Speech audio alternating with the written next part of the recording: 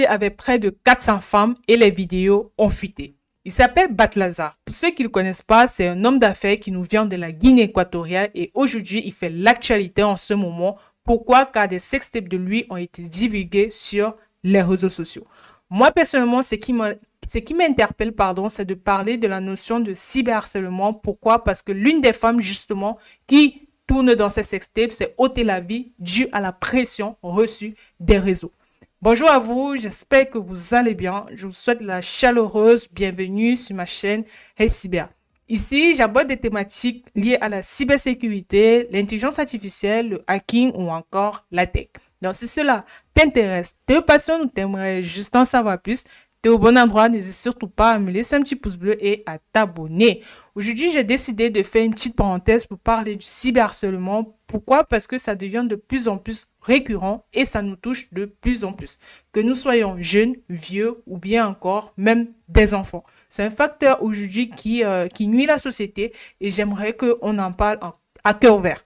Honnêtement, c'est un sujet où je vais parler avec le cœur. Du coup, n'hésitez pas à me dire ce que vous en pensez dans les commentaires. S'il vous plaît, soyez bienveillants. Sans plus tarder, let's go.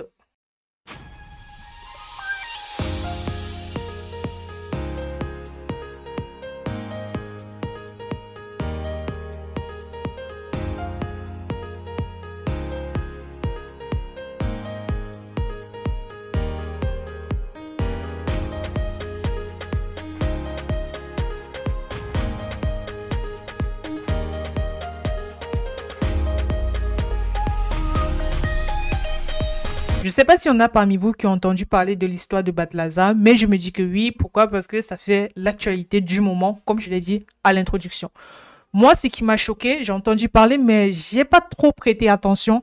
Mais la partie où ça m'a choqué, c'est qu'une des femmes, justement, de ces sextapes-là, a décidé de mettre fin à ses jours à cause, justement, de la pression, que ce soit mentale, que ce soit psychologique qu'elle recevait. Voilà, parce que beaucoup de personnes ont diffusé les vidéos de ces sextapes-là.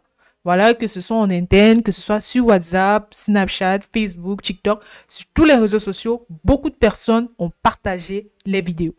Et moi, ce qui m'a fait mal, si je peux dire ça comme ça, c'est que après tout, enfin, je sais pas que je vais faire la moralisatrice ou quoi, mais c'est juste que après tout, on reste tous des humains.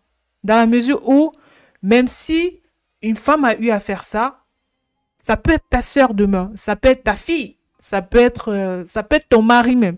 Je ne veux pas aussi blâmer Batlazar parce que Batlazar, lui aussi, ça se trouve aussi qu'il a des problèmes psychologiques. Parce que dites-vous que coucher avec près de 400 femmes, il faut être un peu, voilà, il faut être un peu déplacé mentalement et tout pour pouvoir arriver à un tel nombre de relations, vous voyez. Et d'après ce qu'on dit sur Internet, je ne sais pas si c'est fiable ou pas, il y en a que, à ce qui paraît, il y a des relations consenties et d'autres non consenties. Il y a eu des relations où il a eu à coucher avec beaucoup d'autres femmes, que ce soit les femmes des ministres, les influenceuses, les femmes des préfets, tout ça là, c'est un peu un bourbier, honnêtement, mais de ce que j'ai retenu, c'est un peu ça. Et du coup, moi, avec du recul, vous voyez, c'est pour ça que la bienveillance, parfois, est bien, et le fait de ne pas forcément toujours juger et taper sur les doigts. Parce qu'avec du recul, dites-vous que Batlazar aussi, peut-être, enfin, je sais pas, il a quelque chose qui ne va pas dans sa tête. Vous voyez un peu ce que je veux dire? Ça veut dire que lui aussi, il peut avoir ses traumas, il peut avoir, il a besoin, c'est même pas, il a vraiment besoin d'être accompagné, il a vraiment besoin d'être assisté par un psychologue justement pour pallier à ce problème qu'il a là. Parce qu'en plus d'avoir une femme et 6 enfants, et sa femme, elle est très belle. Dans la photo que j'ai vue, sa femme, elle est magnifique. Et ses 6 enfants aussi qui sont très beaux. Et je me suis dit, le fait d'avoir une femme et 6 enfants et avoir autant d'appétit sexuel, peut-être il y a, je sais pas, il y a un trouble. Qu'il n'arrive pas à parler, qu'on n'arrive pas à toucher, vous voyez. Et le fait aussi de taper sur ses bras à lui, parce que sur Internet, de ce que je vois, je peux me tromper, de ce que je vois beaucoup de personnes blâmer ces femmes-là. Ça veut dire ces femmes mariées-là. Mais avec du recul, dites-vous que avec du recul, soyons honnêtes, avec du recul, prenez du recul. Pourquoi ces femmes-là ont été amenées à tromper les hommes? On ne sait pas avec Batlazar. Vous allez dire que parce que les femmes aiment la belle vie, aiment l'argent, tout ça. C'est vrai, les femmes aiment l'argent. Moi, je vous dis la vérité, les femmes aiment l'argent. Là, c'est vrai. Mais prenez du recul. Peut-être aussi, il y en a parmi elles qui n'étaient pas bien dans le mariage. Il y en a parmi elles qui, voilà, qui n'étaient pas satisfaites de leur mariage. On va me dire, elles pouvaient divorcer et tout. C'est pas si facile que ça aussi. Vous voyez? En fait, prenez en considération aussi tout ça là, tout ça, avant de taper la pierre sur ces femmes-là, de les accumuler, de les compresser, parce qu'au final, on ne les aide pas. Vous voyez ce que je veux dire? Au final, en faisant tout ça, parce que généralement, quand tu arrives sur les réseaux sociaux, la plupart des gens, ils sont toujours en train de taper du doigt. Toujours. Toujours. On jette directement à la vérité populaire. Et le cyberharcèlement, dites-vous que ça représente 20% aujourd'hui en Afrique et ça cible principalement les jeunes. Vous voyez? Mais là, aujourd'hui, on parle des personnes matures parce que Batlazar, c'est pas un enfant, c'est pas un adolescent, c'est pas, voilà, c'est une vieille personne, si on peut dire ça comme ça. Mais dites-vous que le cyberharcèlement aujourd'hui, ça touche 20% des gens en Afrique qui meurent derrière ça, pas seulement mourir de façon physique, mais il peut mourir de dépression. Il meurt d'isolement. Il meurt, je sais pas, il meurt de honte même. Vous voyez, parce que nous tous on pêche, nous tous on commet des péchés. C'est juste que pour eux, on a été éclairés, c'est pour ça que tout le monde fait du bruit. C'est qu'en soi, nous tous on pêche, nous tous on pêche. Nous tous on pêche.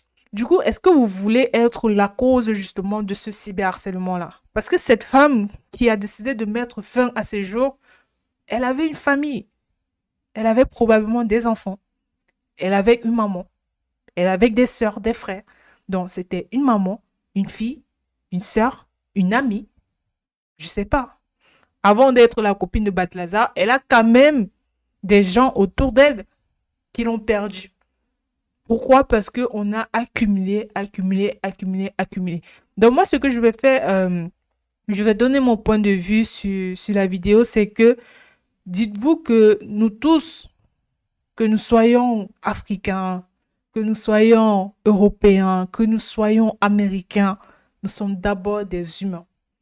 Et je parle en Afrique, que nous soyons venant de la Guinée équatoriale, venant du Sénégal, venant du Cameroun, de la Côte d'Ivoire, partout en Afrique, nous sommes d'abord des humains avant d'être quoi que ce soit. Nous sommes d'abord des humains, ça veut dire qu'on ressent tous des émotions. La tristesse, la peur, la joie, je sais pas, les frissons, tout ça, on ressent tout ça. Et ça ne connaît pas la couleur de la peau.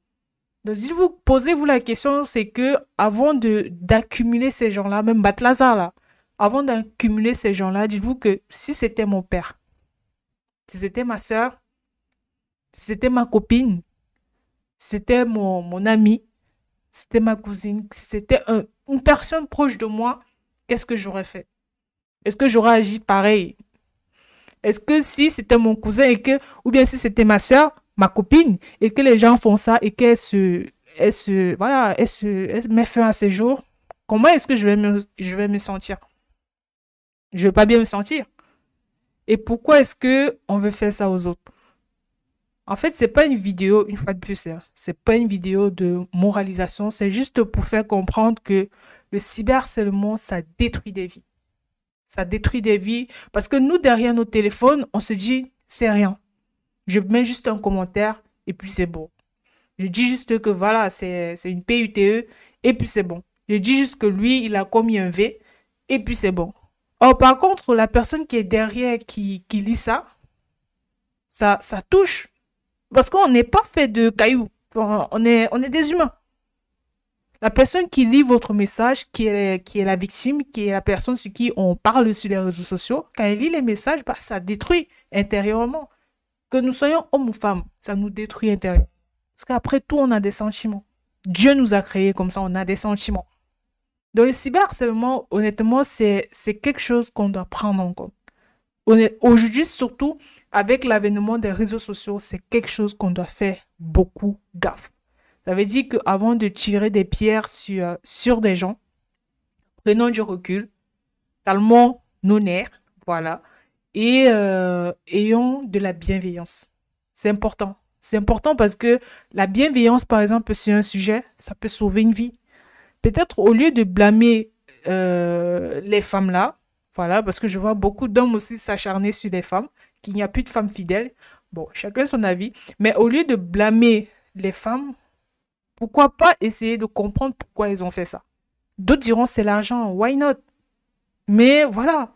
Mais est-ce que tout cette manifestation-là, est-ce que tout cet engouement de jeter la pierre sur Balthazar lui-même, ou bien sur ces femmes-là, est-ce que c'est nécessaire au final?